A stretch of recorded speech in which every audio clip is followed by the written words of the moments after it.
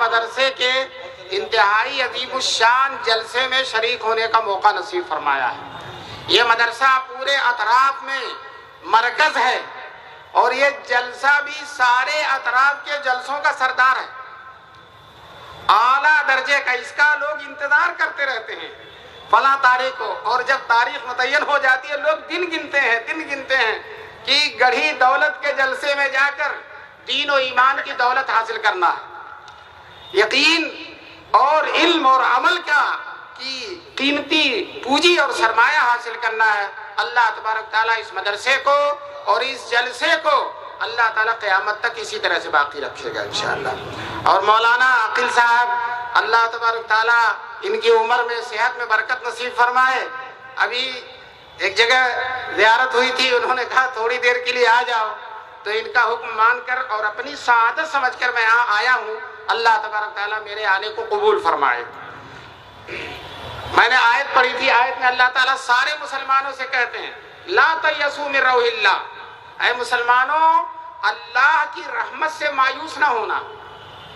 یہ ہمارے اللہ نے فرمایا، رحمت جس کے ہاتھ میں ہے، خزانے جس کے ہاتھ میں ہے، جس کو ہر چیز پر قدرت ہے، وہ اللہ فرما رہے ہیں کہ اللہ کی رحمت سے مایوس نہ ہونا۔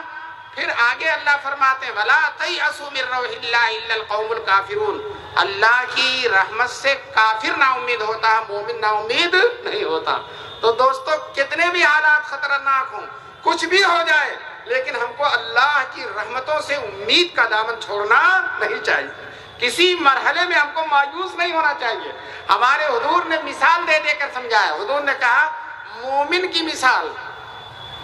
کی مثال کھیتی کے پودے کی طرح، پتلا پتلا پودا جو نکلتا ہے، ہوا لگتی ہے گر جاتا ہے، پھر اٹھ جاتا ہے، گر جاتا ہے اٹھ جاتا ہے، اور آخر کار اپنی منزل مقصود تک پہنچ جاتا ہے۔ ہوا کے تھپیڑے اس کا کچھ نہیں بگاڑتے، بس گراتے ہیں اور پھر اٹھا دیتے ہیں، یہاں تک کہ اس میں غلہ تیار ہو جاتا ہے اور کسان غلے کو کاٹ کر اپنے گھر میں لا کر رکھ دیتا ہے، منزل مقصود تک پہنچ گیا۔ اور فرمایا رسول پاک صلی اللہ علیہ وسلم نے کافر کی مثال ارجن کے درخت کی طرح ہے، ہوا اسے ہلاتی نہیں ہے، وہ ہلتا نہیں ہے، لیکن تستحصد، لیکن ایک دن آتا ہے کہ وہ کاٹ کر ختم کر دیا جاتا، بے نام و نشان ہو جاتا، بنیاد اس کی ختم ہو جاتی ہے۔ تو دوستو ہم تو رسول پاک صلی اللہ علیہ وسلم کی ان مثالوں پر اور اللہ کے حکموں پر یقین رکھتے ہیں، اس لیے حالات کتنے بھی خطرناک ہوں گے انشاءاللہ اسلام اور مسلمانوں کا کچھ ہونے والا نہیں ہے انشاءاللہ۔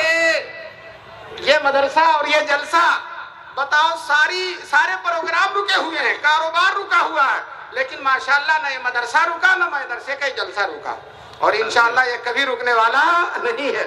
ہمارا پورا دین اسی طرح سے چلے گا۔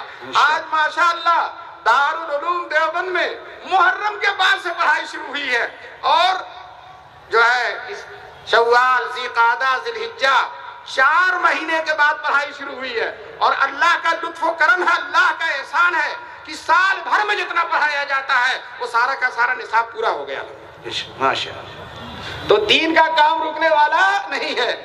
لاک ڈاؤن میں سب رکے، لیکن ماشاءاللہ مدرسوں میں حافظ ہونا نہیں رکے جی ماشاءاللہ۔ کتنے بچے تو لاک ڈاؤن ہی حافظ ہیں، لاک ڈاؤن ہی کے زمانے میں حافظ ہو گئے۔ بتاؤ آج دستار بندی کے جلسے مختلف مدرسوں میں ہوتے ہیں، کہیں 20 بچے حافظ، کہیں 50 بچے حافظ، کہیں 100 بچے حافظ، اور میں کہتا ہوں انشاءاللہ یہ مدرسے باقی رہیں اور رہیں گے انشاءاللہ، اور آپ دیکھیں گے کہ مولوی، عالم، حافظ، قاری، محدث، ان سے ملک کا چپا چپا بھر جائے گا انشاءاللہ۔ آج اگر ملک میں 40، 50، 60 ہزار حافظ ہیں تو آئندہ سال انشاءاللہ 70,000، 80,000 ہو جائیں گے، اس سے کم نہیں ہوں گے۔ تو دوستو بتاؤ ہمارے دین کا سلسلہ رکنے والا ہے؟ نہیں رک سکتا۔ میں ابھی مولانا نے بھی اور اس بچے نے بھی دارالعلوم دیوبند کا تذکرہ کیا۔ آج کل جو حالات ہیں، جن حالات میں دارالعلوم قائم ہوا تھا ان کے مقابلے میں کچھ بھی نہیں۔ اس وقت عالم کا نکلنا دشوار ہوتا تھا، اگر کوئی کرتا و پاجامہ پہن لیتا، ٹوپی، تو انگریز کہتا یہ مولوی لگ رہا ہے، اسے پھانسی پہ چڑھا دو۔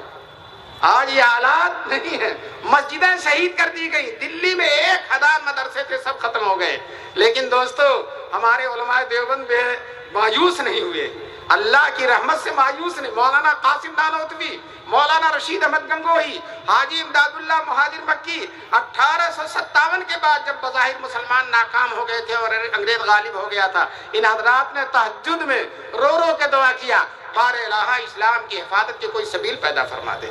دوستو, ان کی 10 سال کی آہ سحرگاہی رنگ لاتی ہے, اور سارے کے سارے اکابر رات میں خواب دیکھتے ہیں, الہام ہوتا ہے کہ دین کی حفاظت کی یہی شکل ہے کہ مدرسہ قائم کیا جائے. دوستو, مدرسے کے بانی مولانا قاسم نانوتوی رحمۃ اللہ علیہ ہیں. آج اس پوری ملت پر, مسلمانان بر صغیر پر, بلکہ مسلمانان عالم پر بہت بڑا احسان ہے حضرت مولانا قاسم نانوتوی رحمۃ اللہ علیہ کا.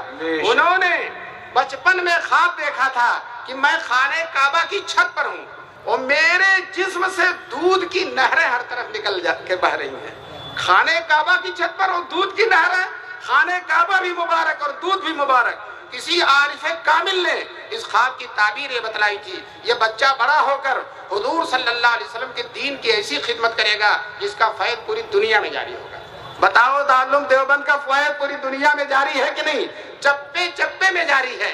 دوستو, یہ دارالعلوم دیوبند, اس کی برکت سے اتنے مدرسے کھل گئے کہ آپ مدرسوں کو شمار نہیں کر سکتے, اور ہر مدرسہ دین کی خدمت کر رہا, ہر مدرسہ عالم بنا رہا اور حافظ بنا رہا ہے. اور ان مدرسوں کی برکت دیکھیے, چھوٹے چھوٹے بچوں نے بڑی اچھی تقریر کی, آپ نے سنا ہوگا, چھوٹے چھوٹے بچوں نے بڑی اچھی تقریر کی. اگر ان کے باپ, اگر ان بچوں کے والد, اگر وہ مدرسے میں پڑھے نہیں ہیں, ان کو اگر اسٹیج پر کھڑا کر دیا جائے ان کے پیر کانپ جائیں گے, نہیں بول سکتے.